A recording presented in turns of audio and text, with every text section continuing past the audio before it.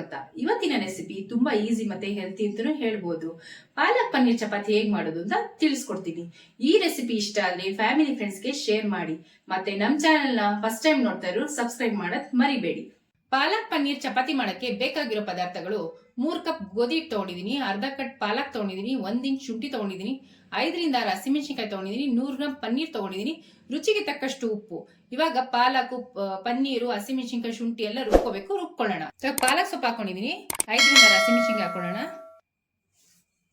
1 inch ಶುಂಠಿ ಹಾಕೊಳ್ಳೋಣ. First ಇದನ್ನ ರುಬ್ಕೊಳ್ಳೋಣ. ಪಾಲಕು, ಹಸಿಮೆಣಸಿನಕಾಯಿ ಮತ್ತೆ ಶುಂಠಿ ಇಷ್ಟು ನುಣ್ಣಗಾದ್ಮೇಲೆ ಇವಾಗ ಪನ್ನೀರ್ ಹಾಕೋಬೇಕು.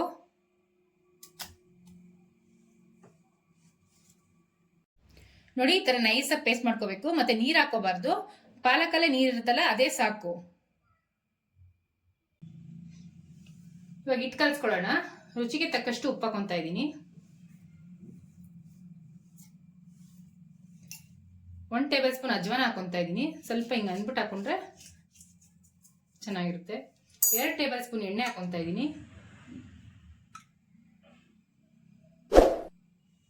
ಇದು ಫಸ್ಟ್ ಚೆನ್ನಾಗಿ ಕಲ್ಸ್ಕೊಳ್ಳೋಣ. ಇವಾಗ ಫಸ್ಟ್ ಉಪ್ಪೆಲ್ಲ ಎಲ್ಲ ಕಡೆನೂ ಮಿಕ್ಸ್ ಆಗ್ಬೇಕಲ್ಲ. ಉಪ್ಪು, ಎಣ್ಣೆ, ಅಜ್ವಾನ ಎಲ್ಲ ಹಾಕೊಂಡಿದೀವಲ್ಲ, ಚೆನ್ನಾಗಿ ಮಿಕ್ಸ್ ಮಾಡ್ಬೇಕಿದು. ಇವಾಗ ಇದು ರುಬ್ಬಿಟ್ಕೊಂಡಿದೀವಲ್ಲ ಪಾಲಕು, ಸ್ವಲ್ಪನೇ ಹಾಕೊಂಡು ನಿಧಾನಕ್ಕೆ ಕಲ್ಸ್ಕೊಳ್ಳೋಣ.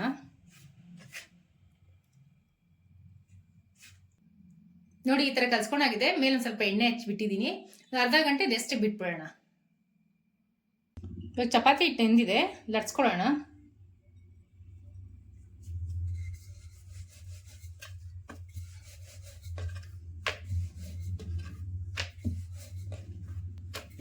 ನೋಡಿ, ಸಾಟಿ ಮಾಡ್ಕೊತಾ ಇದ್ದೀನಿ. ಸಾಟಿನೂ ಮಾಡ್ಕೋಬೋದು, ಇಲ್ಲಾಂದ್ರೆ ಹಂಗೇನು ಲಟ್ಸ್ಕೋಬೋದು. ಬಟ್ ಸಾಟಿ ಮಾಡ್ಕೊಂಡು ಒಳಗಡೆ ಎಣ್ಣೆ ಹಚ್ಚೋದ್ರಿಂದ ಚಪಾತಿ ಚೆನ್ನಾಗಿ ಉಬ್ಬುತ್ತೆ.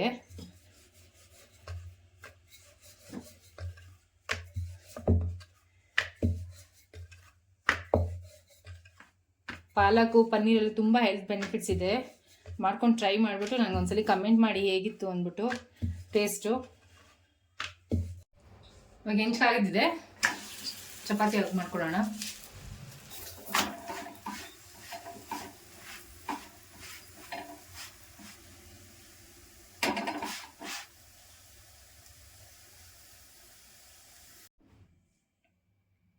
ಪಾಲಕ್ ಪನ್ನೀರ್ ಚಪಾತಿ ಸವಿಯಲು ಸಿದ್ಧ.